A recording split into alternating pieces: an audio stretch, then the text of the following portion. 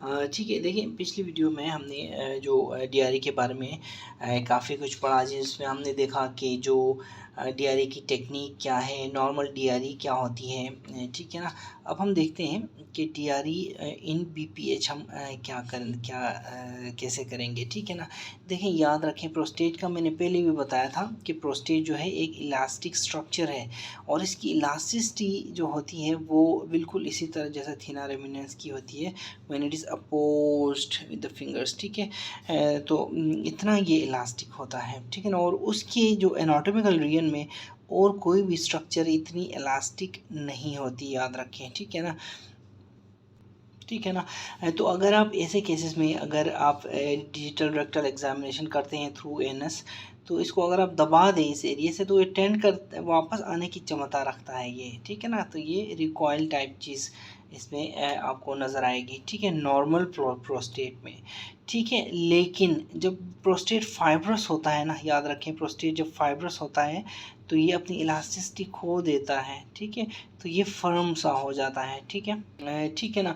ये पॉइंट याद रखें। और दूसरा पॉइंट याद रखें कि जब लेटरल लोब्स जो प्रोस्टेट के जब लेटरल लोब्स बड़े हो जाते हैं ना, तो ये क्या करते हैं, ये इस एरिया में, रेक्टम के इस एरिया में कन्वेक्स बल्जिस आपको महसूस होंगे, कन्वेक्स बल्जिस क्रिएट कर लेते हैं रेक्टल लुमेन में। तो जब आप उंगली डालते हैं थ्रू एनस तो आपको ये कन्वेक्स बल्जिस फील होते हैं, आप याद रखें। तो जब फील होते हैं कन्वेक्स बल्जिस टाइप नज़र फील हो आपको, तो इसका मतलब है कि उसके लेटरल लोब्स इनलार्ज हुए पड़े हैं, ठीक है ना, याद रखें, ठीक है ना। तो ये जो लेटरल लोब्स हैं, ये इनलार्जमेंट इनकी फॉर एग्जांपल इस तरह है, ये एसिमेट्रिक भी हो सकती है, सिमेट्रिक भी हो सकती है, यानी एक लेटरल लोब ज़्यादा बड़ा और दूसरा छोटा, इस तरह भी हो सकता है, ठीक है ना। और ये तो हमने देखा कि लेटरल लोब्स को अगर इनलार्ज हो तो हम कैसे फील कर सकते हैं फिंगर में, ठीक है। इसी तरह याद रखें कि मीडियन लोब की इनलार्जमेंट जो है, मीडियन लोब की इनलार्जमेंट को डिटेक्ट करना थ्रू डीआरई फिंगर से ये काफ़ी डिफ़िकल्ट होता है, just like it's unlike lateral lobes की इन्लार्जमेंट को फील करना आसान होता है, ठीक है ना। याद रखें, median lobe can be felt against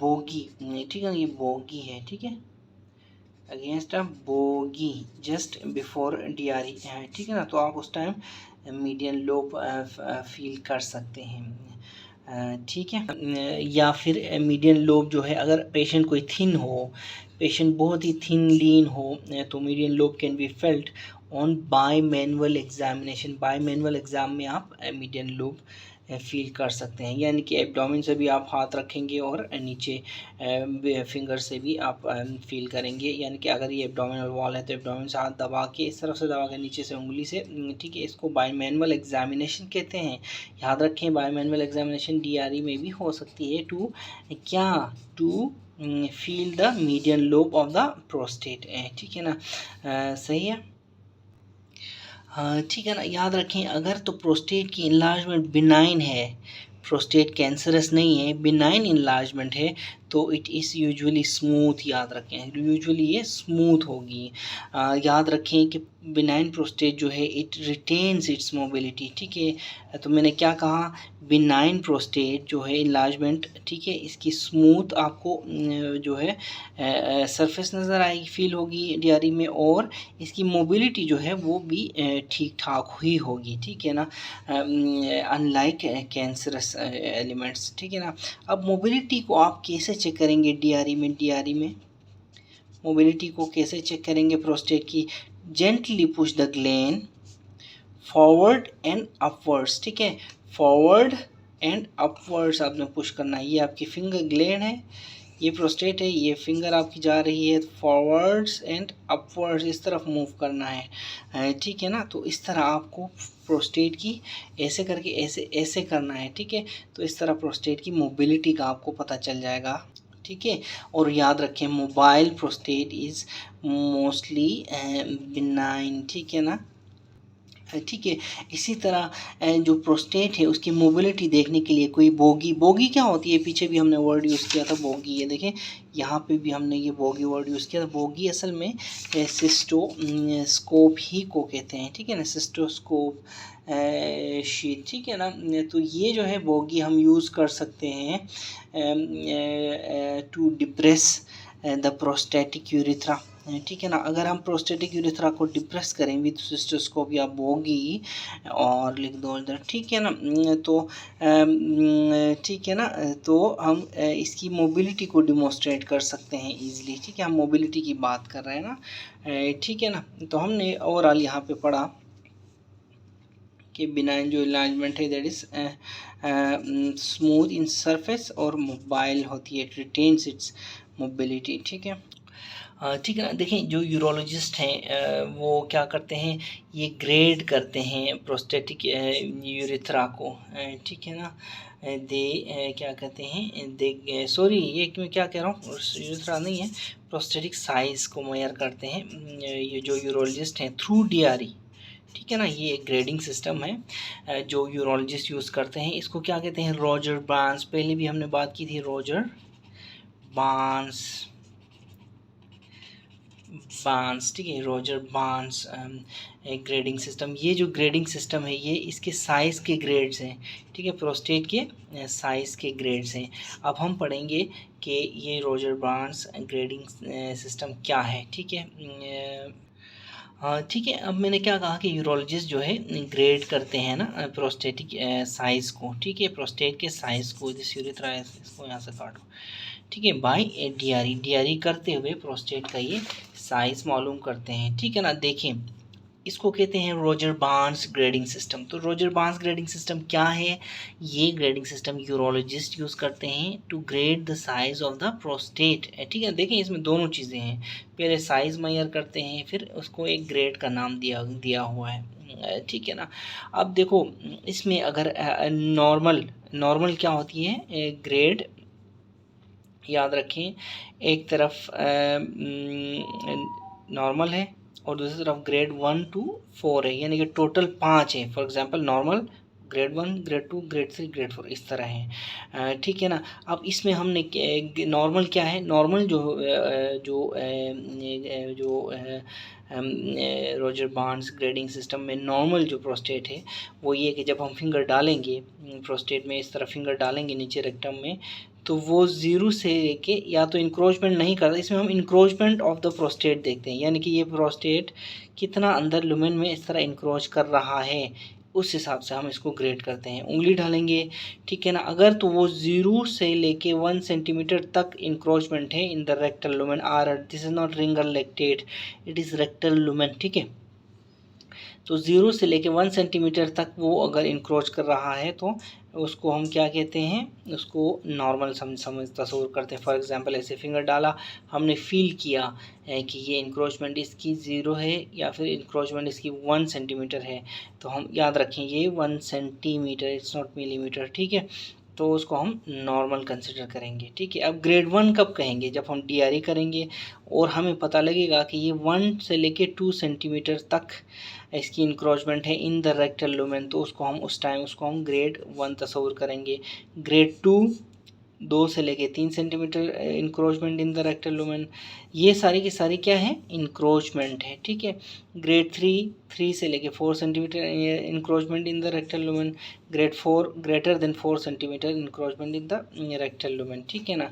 तो ये जो है ये DRE करने से हमें पता चलता है। याद रखें, इस टेबल को याद रखने के लिए कुछ टिप्स, ठीक है। टोटल 5 है नॉर्मल भी मिला के, ये देखो नॉर्मल 1 2 3 4, ये पूरा 5, 1 2 3 4 5, पूरे 5 है नॉर्मल को मिला के, ठीक है ना। और दूसरी बात, इंक्रोचमेंट सेंटीमीटर्स में मेजर की गई है, ये पॉइंट आप याद रखें, इंक्रोचमेंट सेंटीमीटर्स में रखी गई है। और तीसरी बात ये कि 0 1 से लेके 1 से लेके 2 से लेके 3 से लेके 4 और ग्रेटर देन 4 है, ये इस तरह इसको हमने याद करना है। फॉर एग्जांपल 0 से लेके 1 क्या है, नॉर्मल है, 1 से लेकर 2 ग्रेड 1 है, यहाँ से ये जो पहला है वही है ग्रेड, 2 से लेके 3 है तो ग्रेड 2 है, 3 से लेके 4 है तो ग्रेड 3 है, ठीक है। इसी तरह ग्रेटर देन 4 जो ये भी पहला है ना, तो ये ग्रेड 4, ठीक है। चलो इसको 4 से लेके 5 कर लो, ठीक है ना, तो इसको ग्रेड 4 है, ठीक है ना। तो ये 3 चीज़ें याद रखेंगे तो आपको ये टेबल भी आसानी से याद हो जाएगा, ठीक है ना। The only that part which is bulging in the rectal lumen, इसको मेजर करता है ये मेथड, ठीक है। डेफिनेटली आप इस फिंगर से आप इसको तो मेजर नहीं करेंगे ना, इस एरिया को, तो only that part which is bulging in the rectal, ये रेक्टम है, ये बल्ज कर रहा है, इसको मेजर कर सकता है ये फिंगर के थ्रू, ठीक है। और याद रखें प्रोस्टेटिक वॉल्यूम को ये मेथड मेजर नहीं कर पाता, तो डेफिनेटली फिंगर एक साइड से करके आप प्रोस्टेटिक वॉल्यूम को तो मेजर नहीं कर सकते हैं ना, ठीक है। देखें DRE जो है फिर भी गुड एस्टिमेशन देता है, अगर 50 सेंटीमीटर क्यूब या फिर उससे कम अगर प्रोस्टेट हो तो गुड एस्टिमेशन देता है वॉल्यूम के बारे में भी, याद रखें, ठीक है। कहता है कि प्रोस्टेटिक वॉल्यूम के बारे में कोई ख़ास ये इन्फॉर्मेशन नहीं देता, लेकिन अगर तो प्रोस्टेटिक वॉल्यूम 50 सेंटीमीटर क्यूब या से लेस हो तो ये गुड एस्टिमेशन देता है, ठीक है ना, वॉल्यूम के बारे में, ठीक है। अब ये रोजर-बार्न्स मेथड हम कैसे उंगली डाल के सेंटीमीटर कैसे मेजर करेंगे, ये तो क्वेश्चन है ना। पेशेंट आपके पास आया, आप यूरोलॉजिस्ट हैं, ठीक है ना, पेशेंट आपके पास आया, उसकी आप DRE करके कैसे फाइंड आउट करेंगे कि इसका इंक्रोचमेंट 0 सेंटीमीटर है, इंक्रोचमेंट 2 है, 3 है, 4 है, कैसे, तो ये मैं आपको अभी बताता हूँ। ठीक है ना। अब देखें ये प्रोस्टेट है, ठीक है, ये रेक्टम है, ठीक है, ये आपकी फिंगर है, ठीक है। ये जो फिंगर है ये हमने अंदर डाल के ऐसे मेजर करना है ना। तो फिंगर जो है हम क्या करते हैं, अंदर डाल के एक साइड से लेके दूसरी साइड तक, एक साइड से लेके दूसरी साइड तक मूव करते हैं, और फिर अबव टू डाउनवर्ड्स में मूव करते हैं, अबव से ऊपर से डाउनवर्ड्स मूव करते हैं, ठीक है। ऐसे ऐसे भी करते हैं, ऐसे ऐसे भी मूव करते हैं, कैसे, क्योंकि हमें समिट पता हो, प्रोस्टेट की जो समिट हमें पता हो, ठीक है ना। तो ये तो हो गया, ठीक है। अब जब समिट हमें मालूम हो तो हम क्या करते हैं, फिंगर को स्लाइड करते हैं इन द लेटरल सल्कस, ठीक है, ठीक है। अब जब आप फिंगर को स्लाइड कर रहे होंगे टुवर्ड्स द लेटरल सल्कस, तो आपने माइंड में ना पल्प की जो है ना, पल्प की ब्रेड्थ कैलकुलेट करनी है, ठीक है। ये देखें, ये प्रोस्टेट है, यहाँ अंदर आपने उंगली डाली है, यहाँ से पल्प की ब्रेड्थ 1 2 इस तरह, ठीक है। अब देखिए मेरी इस तरह, ये देखें यहाँ से अब मैंने स्टार्ट किया तो ये लेटरल सर्कस है, 1 2, तो ये एक फिंगर ब्रेथ जो है वो 1 सेंटीमीटर के बराबर हम समझते हैं इसमें, ठीक है। एक फिंगर ब्रेथ इज़ 1 सेंटीमीटर। तो फिर इस तरह जितने भी टोटल नंबर आएगा उसको हम उतनी इंक्रोचमेंट कहेंगे। फॉर एग्जांपल अब अगर इंक्रोचमेंट 2 है तो 2 में क्या था, 2 में देखें इधर आए हैं ज़रा, 2 में हमारा ग्रेड 1 है, ठीक है। इंक्रोचमेंट 3 है तो 3 में क्या है, 3 में हमारा ग्रेड 3 है। इस तरह हम इसका साइज़ मालूम करते हैं, ठीक है। एक बार आप गौर से इसको देख लें, ठीक है। तो अब हम पढ़ते हैं DRE इन प्रोस्टेटिक कैंसर। हमने वैसे क्या क्या पढ़ा है, ठीक है। ये देखें, ये हमने पढ़ा है, इंट्रो पढ़ा हमने, टेक्निक पढ़ी DRE की हमने, नॉर्मल DRE कैसी होती है ये पढ़ा हमने, पढ़ा कि DRE बिनाइन प्रोस्टेटिक हाइपरप्लेजिया में DRE कैसी होगी। अब हम पढ़ रहे हैं DRE इन प्रोस्टेट कार्सिनोमा, ठीक है, ठीक है ना। नोकुदोकिन के जोन्स ऑफ द प्रोस्टेट, ठीक है। अच्छा देखिए, मोस्ट जो कार्सिनोमा ऑफ द प्रोस्टेट होते हैं ना वो पेरिफेरल जोन में होते हैं, और इसको हम मैक्नील्स जोन भी कहते हैं, MNZ, ठीक है, MNZ मैक्नील्स जोन भी बोलते हैं इसको, ठीक है ना। देखिए ये जो जोन है peripheral zone, this is directly accessible to the examining finger. याद रखें DRE में जो पेरिफेरल जोन हो है ना, ये directly accessible to the finger होता है, ठीक है ना। हाउएवर याद रखें स्मॉल कार्सिनोमास जो हैं, जो कि T1 क्लासिफिकेशन में, जो T1 of the TNM stage के, या फिर JWA जिसको बोलते हैं हम, इसको जेविट वाइटमोर ए, ठीक है ना। ये वाले जो कार्सिनोमास हैं, ठीक है ना, they stay impalpable for the finger. तो ये जो शुरू में जो कार्सिनोमास होते हैं ना, फिंगर डालने से पता नहीं लगता, ये कह रहा है, ठीक है ना। देखें DRE जो है higher stages of the diagnosis के लिए होती है। फॉर एग्जांपल JWB ए को तो ये नहीं करते, ठीक है ना, JWB या T2 JWC या T3, ठीक है ना। तो इनके लिए ये DRE हम डायग्नोस कर सकते हैं DRE से, ये जो stages of the prostate carcinoma है, ठीक है, ठीक है ना। यानी ये एक MCQ है, याद रखें। T1 को जो DRE हम डिटेक्ट नहीं कर सकते। T2 और T3 को हम DRE से डिटेक्ट कर सकते हैं। JWA को हम DRE से डिटेक्ट नहीं कर सकते। JWB और JWC को हम DRE से डिटेक्ट कर सकते हैं। ठीक है, ठीक है ना। जो स्टेज 2 कार्सिनोमा होता है प्रोस्टेट का, अगर आप उसमें DRE करेंगे तो आपको इंड्यूरेटेड, आपको एक एरिया नज़र आएगा, इंड्यूरेटेड हार्ड एरिया नज़र आएगा with in the confines of the gland. ठीक है, ठीक है ना। अब देखें ये कन्फाइंस ऑफ द ग्लैंड में, तो ये देखें ये कन्फाइंस ऑफ द ग्लैंड में ये होते हैं, लेकिन कितने कन्फाइन में होते हैं उस हिसाब से फिर इसको T2A, T2B और T2C में डिवाइड किया गया है। ठीक है ना। देखें अगर तो हाफ ऑफ वन लोब है, देखें इसलिए मैंने यहाँ पे बनाया था ये।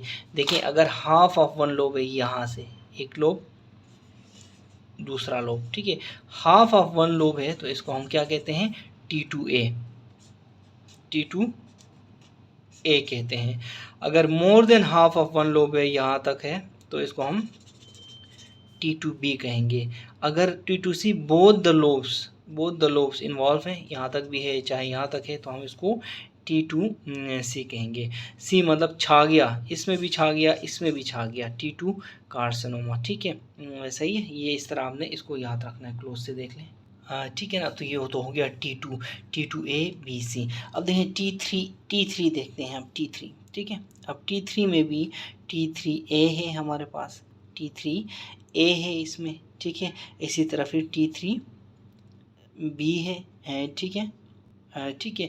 अब देखें अगर कॉन्टोरल एबनॉर्मेलिटीज़ हैं, ठीक है, फिंगर आप डाल रहे हैं, कॉन्टोर एबनॉर्मल लग रहा है आपको, ठीक है ना, वहाँ एसिमेट्री है, ठीक है, वहाँ पे लॉस ऑफ मीडियन सल्कस है और इरेगुलरिटी है। ठीक है, इरेगुलरिटी है, एसिमेट्री है, लॉस ऑफ मीडियन सल्कस है, तो ये शो करते हैं कि there is extra prostatic spread. और जब एक्स्ट्रा प्रोस्टेटिक स्प्रेड होती है तो उस स्टेज को हम T3A बोलते हैं। ठीक है ना, याद रखें T3A बोलते हैं उसको। ठीक है ना। फिर T3B हम क्या कब कहेंगे, when there is involvement of seminal vesicles, इसको हम T3B कहेंगे। एरियाज ऑफ हार्डनेस, ये जो हार्डनेस एंड इरेगुलरिटी है, अगर ये पहुंच जाती है सेमाइनल वेसिकल्स तक, तो हम इसको T3B बोलेंगे। ठीक है, सेमाइनल वेसिकल्स को कैसे फील करते हैं, ठीक है, नॉर्मली सेमाइनल वेसिकल्स DRE में डिटेक्ट नहीं होते, लेकिन जब when there will be carcinoma तो डेफिनेटली वहाँ भी हार्डनेस नज़र आएगी। ये मैंने जो शुरू में प्रोस्टेट की टेक्निक पे हमने पढ़ा हुआ है। तो ठीक है, तो T3A और T3B हमने देख लिया यहाँ पे। ठीक है ना। अब देखें कि जो रेक्टल म्यूकोज़ा जो है, रेक्टल म्यूकोज़ा वो टेथर कर सकता है ये prostatic carcinoma in most in जो है एरियाज ऑफ CS स्प्रेड। ठीक, इन मोस्ट एरियाज़, यानी रेक्टम के इस जगह में ये कहता है कि प्रोस्टेट रेक्टम है, इस जगह के मोस्ट एरियाज़ में ये टेथर कर सकता है रेक्टल म्यूकोज़ा को, अगर ये कार्सिनोमा स्प्रेड करे, एज कार्सिनोमा स्प्रेड्स यहाँ से यहाँ तक। ठीक है ना, याद रखें mobility of the gland is lost in higher stages of the जो डिजीज़। ठीक है, रेक्टल म्यूकोज़ा टेथर हो सकता है, मोबिलिटी लॉस हो सकती है। ठीक है ना, mobility is lost in higher stages. ठीक है ना, डिजीज़ अगर लेटरल पेल्विक वॉल की तरफ जाए, डिजीज़ लेटरल पेल्विक वॉल की तरफ जाए तो इसको हम T4 कहते हैं। देखा हमने क्या क्या पढ़ा, T2A, T2B, T2C पढ़ा। ठीक है, फिर T3A, T3B पढ़ा। ठीक है, और ये T4 when the disease is in the lateral pelvic wall, इसको हम क्या कहते हैं, फ्रोज़न शोल्डर भी कहते हैं इसको। ठीक है, फ्रोज़न शोल्डर भी बोलते हैं। टोटल लॉस ऑफ नॉर्मलसी होती है यहाँ पे थ्रू, अगर आप DRE में देखेंगे नॉर्मलसी में टोटल लॉस नज़र आएगी व्हेन देयर इज़ T4, यानी कि लेटरल पेल्विक वॉल इन्वॉल्वमेंट है। ठीक है, ठीक है ना। देखें जो बोगी है या फिर सिस्टोस्कोप है, ये प्रोस्टेटिक कार्सिनोमा को डायग्नोस करने के लिए एज एन एड यूज़ की जाती है। अब ये जैसे ही ब्लेडर में डालते हैं तो that is gripped by the prostate. ठीक है ना, ब्लेडर में आप इंसर्ट करेंगे बोगीज या सिस्टोस्कोप, तो this is gripped by the prostate. ठीक है ना। तो ये ग्रैची साइन के बारे में आप यहाँ से पढ़ें कि in the past clinicians have used a bougie or a cystoscope as an aid to the clinical methods to evaluate prostatic carcinoma. Bougie or a cystoscope passed into the bladder is ठीक है ना, इज ग्रिप्ड है, gripped लिखा हुआ है, देखें gripped by the prostate as though the rigid ring and a finger in the rectum, ठीक है ना, feels the instrument with great difficulty where it passes through the gland. This is गिराची sign. गिराची sign I don't know, ये जो है ये थोड़ा सा कॉम्प्लिकेटेड लिखा हुआ है, इसके बारे में हम बाद में डिटेल से बात भी करेंगे, ठीक है। खैर याद रखें कि जो कार्सिनोमा जो है, carcinoma of the prostate can exist with benign enlargement together, ठीक है ना। ये देखें फॉर एग्जांपल, ये देखें बिनाइन इनलार्जमेंट साथ में फिर कार्सिनोमा, ठीक है। तो इसको कहते हैं पेरीपासू, ठीक है ना, पेरीपासू, ठीक है। ठीक है ना। याद रखें कि only 50% of the abnormal DREs they appear to be cancer, यानी कि अगर कोई पेशेंट DRE करता है, कोई डॉक्टर, तो उसमें 100 DREs करता है, ठीक है ना। 100 में से वो सोच रहा है कि सारे के ट्यूमर्स हैं, लेकिन सिर्फ और सिर्फ उसमें से 50 ट्यूमर्स निकलते हैं, ये कहता है, ठीक है। लगते 100 के 100 हैं पूरे ट्यूमर्स, ठीक है, लेकिन निकलते 50 हैं उसमें से ट्यूमर है, कहता है, देखिए, ठीक है ना। देखें एबनॉर्मल DRE जो होती है और ठीक है ना। इसके अलावा देखें कि जो abnormal DRE associated with normal PSA levels, normal PSA levels कितने होते हैं, लेस देन 4 Ng/dl, ये नॉर्मल PSA लेवल्स होते हैं। It carries a 30% chance of harbouring carcinoma, कहता है, ठीक है। ये जो फैक्ट है, ये कहता है कि it underscores its relevance in clinical practice, ठीक है। ये कहता है कि ये जो फैक्ट है, it underscores it's relevance in clinical practice, ठीक है ना। प्रोस्टेटिक कैल्कुलाई क्या है, ठीक है, ठीक है ना। तो देखें कि लॉन्ग स्टैंडिंग प्रोस्टेटिक कैल्कुलाई, ठीक है, प्रोस्टेटिक कैल्कुलाई और लॉन्ग स्टैंडिंग जो इन्फ्लेमेशन ऑफ द प्रोस्टेट, ठीक है, ये दो चीज़ें, इन्फ्लेमेशन ये और ये क्या करते हैं, प्रोस्टेट की जो है ना, प्रोस्टेट की कंसिस्टेंसी को चेंज करते हैं, change the consistency of prostate. ये फिर कैंसर जैसा लुक जो डिसगाइज हो जाता है इसका, ठीक है ना। तो ये भी आपने जहन में रखना है, लॉन्ग स्टैंडिंग कैल्कुलाई और long standing inflammation that altars the consistency of the prostate and it looks like a carcinoma, ठीक है, ठीक है ना। एक होता है इरिक्सन साइन, ठीक है, इरिक्सन साइन जो है, जब प्रोस्टेटिक कैल्कुलाई होते हैं ना, प्रोस्टेटिक कैल्कुलाई जब बहुत सारे, फॉर एग्जांपल ये प्रोस्टेट है, इसमें प्रोस्टेटिक कैल्कुलाई हैं, ठीक है ना। तो इसका बीड्स जैसी, बीड्स इन अ बैग, ये यानी कि बीड्स इन अ बैग टाइप, ये बैग है और ये बाहर से आप महसूस करेंगे तो बीड्स ही महसूस होंगी ना। तो इस बीड्स इन अ बैग अपीयरेंस देते हैं प्रोस्टेटिक कैल्कुलाई प्रोस्टेट को, इसको इरिक्सन साइन बोलते हैं, ठीक है ना। इरिक्सन सोनी इरिक्सन वाला इरिक्सन साइन है ये, ठीक है ना। तो इसमें हमने दो साइंस पढ़े, एक गिराची साइन पढ़ा हमने और एक इरिक्सन साइन, ठीक है। ये दोनों साइन आपको याद होने चाहिए, ठीक है, ये भी हैं, ठीक है। अच्छा, ठीक है ना। देखें प्रोस्टेट की बायोप्सी हम दो तरीक़ों से ले सकते हैं। प्रोस्टेट की बायोप्सी हम कैसे ले सकते हैं, एक डिजिटल गाइडेड, ठीक है, फिंगर गाइडेड बायोप्सी, रेक्टम के इस तरह फिंगर रख के हम उसमें से जो ख़ास एरिया होता है जो एबनॉर्मल लगता है वहाँ से बायोप्सी लेते हैं। दूसरी अल्ट्रासाउंड गाइडेड है, ठीक है ना, अल्ट्रासाउंड गाइडेड, ठीक है ना। तो ट्रांसरेक्टली डिजिटल गाइडेंस बोलते हैं इसको, ठीक है ना। डिजिट को हम क्या करते हैं, बायोप्सी नीडल जो डिजिट हमें गाइड करती है बायोप्सी नीडल को इनटू द सस्पिशियस एरियाज़, और इससे क्या हो सकती है, इससे हम सिस्टमेटिक मल्टीपल बायोप्सीज हम ले सकते हैं थ्रू डिजिटल गाइडेंस। लेकिन आजकल के दौर में ultrasound guided biopsy has replaced the digital guidance biopsy, ठीक है। अब हम पढ़ेंगे DRE in inflammatory disorders of the prostate, ठीक है ना, inflammatory disorders of the prostate में हम बायोप्सी कैसे लेते हैं ये देखेंगे। ठीक है ना। यहाँ पे देखें डीआरई में हमने क्या क्या देखा था, इंट्रोडक्शन देखा था, टेक्निक देखी थी, नॉर्मल डीआरई कैसी होती है ये देखा था, डीआरई इन बीपीएच देखा, डीआरई इन प्रोस्टेट कार्सिनोमा देखा। अब हम आते हैं DRE in inflammatory disorders of the prostate देखते हैं। ठीक है ना। देखें जब भी पेशेंट को एक्यूट इन्फ्लेमेशन होती है तो उसको हम क्या कहेंगे, प्रोस्टेटाइटिस कहेंगे ना, प्रोस्टेट की इन्फ्लेमेशन।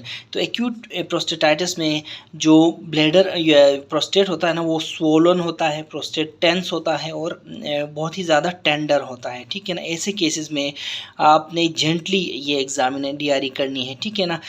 तो क्या होता है, ठीक है ना, अगर आपको सॉफन एरियाज़ यानी नरम एरियाज़ फील हों और साथ में टेंडरनेस भी हो पेशेंट को, तो उस केस में आप देखें सस्पिशन ले लें एब्सेस का। ठीक है ना, एब्सेस की सस्पिशन लेंगे आप। ठीक है। ठीक है ना। तो क्रोनिक पहले हमने एक्यूट प्रोस्टेटाइटिस में सिचुएशन देखी, अब हम क्रोनिक प्रोस्टेटाइटिस में देखेंगे। क्रोनिक प्रोस्टेटाइटिस में क्या होती है, मिनिमल इन्लार्जमेंट होती है और नोडुलरिटी ज़्यादा होती है और टेंडरनेस भी इतनी मिनिमल ही होती है, ज़्यादा नहीं होती। ठीक है ना। ठीक है ना। फिर देखें लॉन्ग स्टैंडिंग यूरिथ्रल स्ट्रिक्चर्स में देखें तो क्या होता है, अगर आप डीआरई करेंगे तो प्रोस्टेट फ्लेट आपको नज़र आएगा और बेयरली felt on the finger with DRE. ठीक है, बेयरली यानी कि मुश्किल से ही फील होगा ऐसा प्रोस्टेट आपको। ठीक है ना। अच्छा ठीक है ना। प्रोस्टेट फ्लेट क्यों होता है, देखिए यहाँ पे अगर यहाँ पे स्ट्रिक्चर है, ठीक है, यहाँ पे हाई वॉइडिंग प्रेशर होगा, इस जगह में प्रेशर बिल्ड होगा ना, फॉर एग्जांपल स्ट्रिक्चर यहाँ पे करो तो बिल्ड होगा, तो ये इस बैक फ्लो की वजह से, बैक प्रेशर की वजह से प्रोस्टेट फ्लेट होता है। ठीक है ना, ये आपने याद रखना है। ठीक है। फिर लिखा है कि जो सेमाइनल वेसिकल्स हैं दोज में बी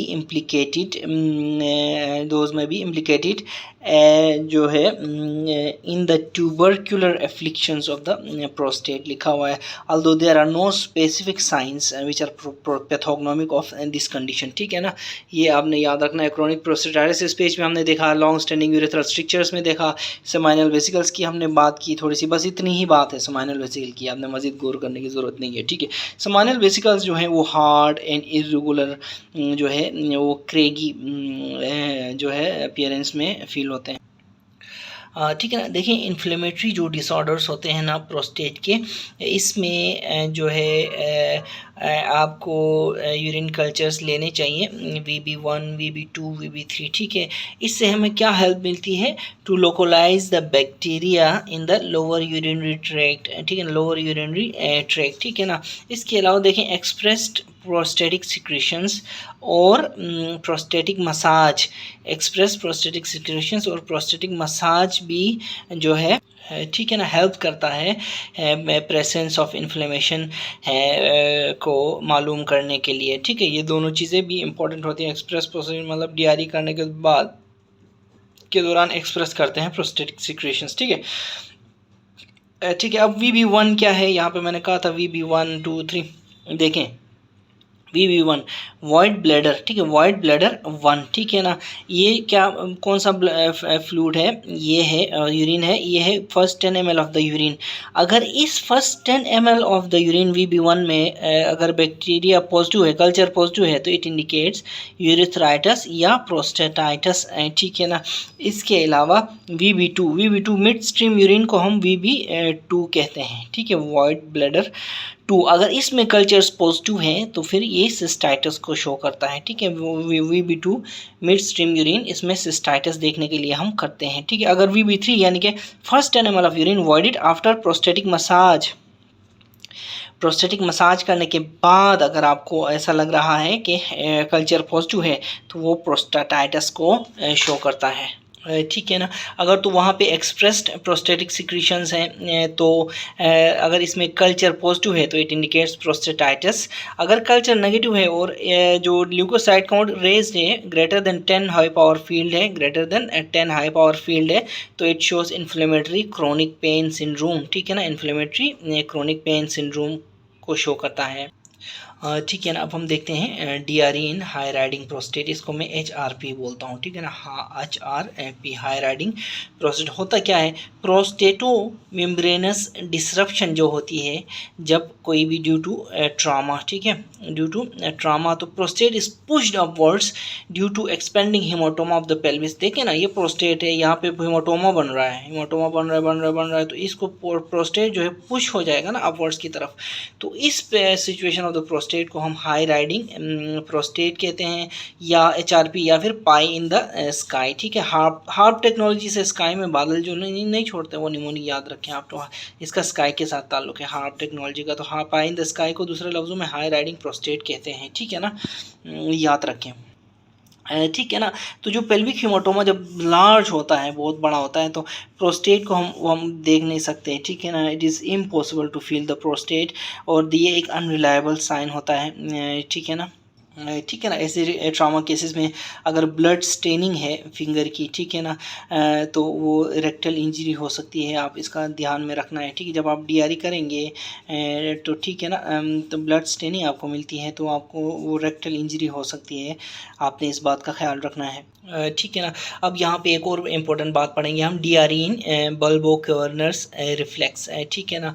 देखें, अगर आप उंगली डाल दें रेक्टम में, ठीक है, DRE के दौरान आप उंगली डाल दें रेक्टम में, ठीक है, रेक्टम में उंगली डाल दें और स्क्वीज़ करें, या तो दो ऑप्शन है, फिर उंगली डालने के बाद दो ऑप्शन है, या तो ग्लैंड्स को स्क्वीज़ करें या फिर टक करें फोलीज को, इंडुएल्ट कैथेटर को, ठीक है, खींचें, इस तरह खींचें या फिर ग्लैंड्स को स्क्वीज़ करें। तो अगर देयर इज़ आपकी उंगली कंट्रैक्शन ऑफ द एनस को फील करती है, ठीक है ना, जो ऐसे उंगली फील करती है, तो इसका मतलब है कि जो बल्बो कैवर्नस रिफ्लेक्स पॉजिटिव है, ठीक है ना।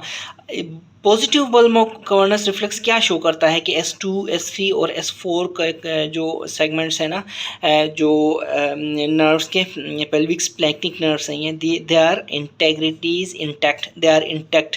याद रखो, अगर बल्बो कैवर्नस रिफ्लेक्स नेगेटिव है तो आपने, इसका मतलब ये है कि S2, 3, 4 के साथ कुछ ना कुछ तो लोचा है, इसलिए इस पेशेंट को डिटेल्ड न्यूरोलॉजिकल इवेल्युएशन की ज़रूरत होती है, ठीक है ना, specially in a patient with retention of urine deemed to be due to benign prostatic hyperplasia।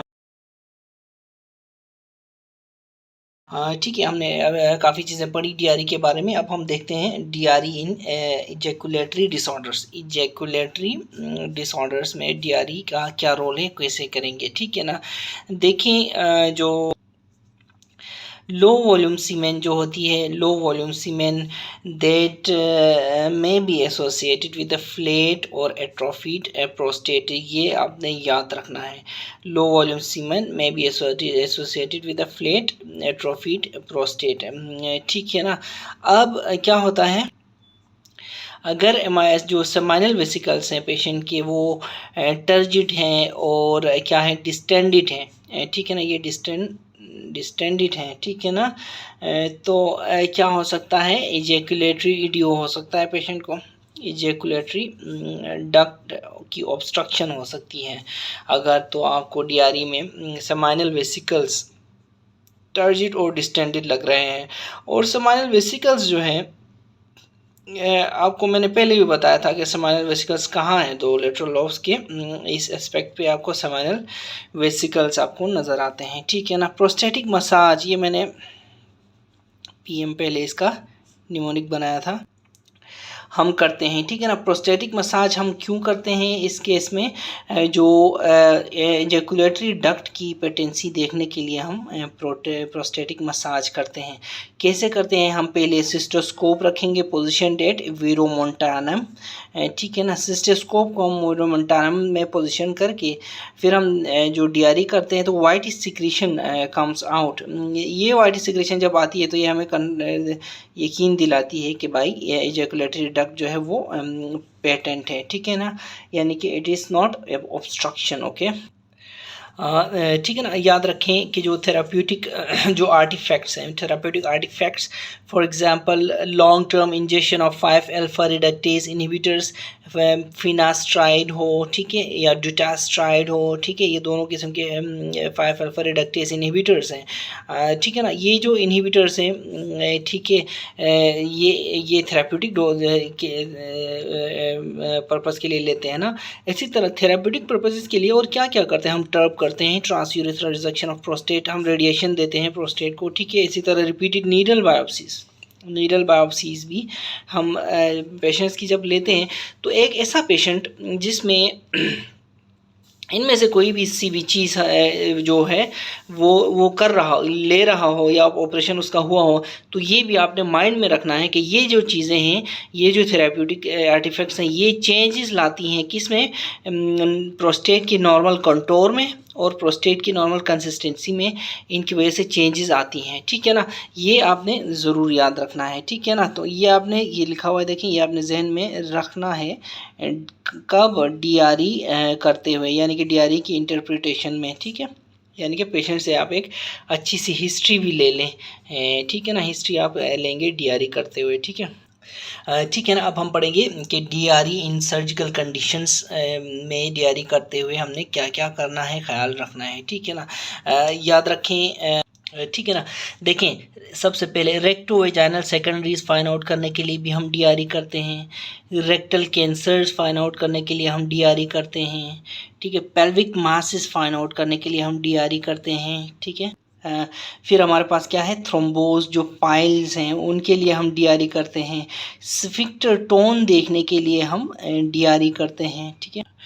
ठीक है, इसके अलावा जो है एक्यूट जो एब्डोमिनल कंडीशंस हैं, नंबर 6 पे क्या है, नंबर 6 पे एक्यूट एब्डोमिनल कंडीशंस, पेरिटोनाइटिस और इंटेस्टाइनल ऑब्स्ट्रक्शन के लिए भी हम DRE करते हैं, ठीक है। इसी तरह फिर क्या है, फिर पेल्विक एब्सेस, ये मैंने पहले भी बताया हुआ है, एक तो पेल्विक मास बताया हुआ है ना, अब ये पहले मैंने पेल्विक मास बताया था, ये पेल्विक एब्सेस है, ठीक है। पेल्विक एब्सेस में भी हम DRE करते हैं, ठीक है ना। इसी तरह जो 8वें नंबर पे है कि जो प्रोक्टोस्कोपी से पहले, सिग्माइडोस्कोपी से पहले और कोलोनोस्कोपी से पहले भी हम DRE करते हैं। तो ये 8 कंडीशंस हैं सर्जिकल कंडीशंस जो मैंने आपको बताया, तो मैं लिख के आपको बताता हूँ। देखो, सबसे पहले क्या है, रेक्टल जो है रेक्टोवेजाइकल सेकेंडरीज, ठीक है।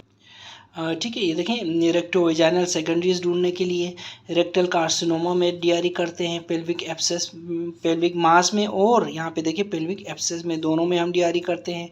पाइल्स यानी कि हेमोराइड्स में हम DRE करते हैं, स्फिंक्टर टोन देखने के लिए हम DRE करते हैं, acute abdominal condition for example intestinal obstruction और पेरिटोनाइटिस के लिए हम DRE करते हैं, ठीक है।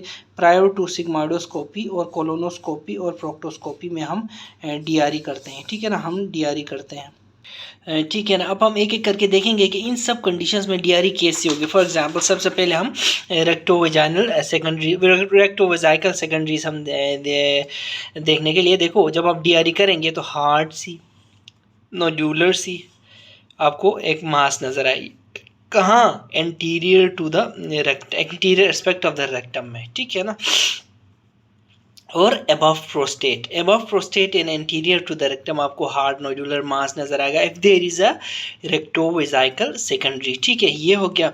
फिर रेक्टल कैंसर्स में हम DRE करते हैं, तो रेक्टल कैंसर में पैल्पेबल होगा, जो है जो मास है वो पाल्पेबल होगा इन 90% ऑफ द केसेस। अगर आप ऐसे केस में DRE करेंगे तो देखें, अगर आपका पेशेंट एल्डरली है और वो हिस्ट्री के साथ आ रहा है कि वो कह रहा है कि सर मुझे पाइल्स हैं, ब्लीडिंग हो रही है, तो वो जो पाइल्स हैं वो देखें आप DRE करेंगे तो हो सकता है कि उसमें कोई ग्रोथ निकल आए, ठीक है, हेमोराइड्स ना हो सकता है उसमें कोई ग्रोथ हो हाई इन द रेक्टम, ठीक है, तो ये भी इम्पोर्टेंट है, ठीक है। तो रेक्टल कैंसर्स के लिए फिर हमारे पास देखिए पेल्विक मासेस में हम DRE करते हैं, पेल्विक मासेस में, ठीक है, रेक्टल कैंसर्स, रेक्टल मासेस तो हो गए, पेल्विक मासेस में हम DRE करते हैं, ठीक है ना।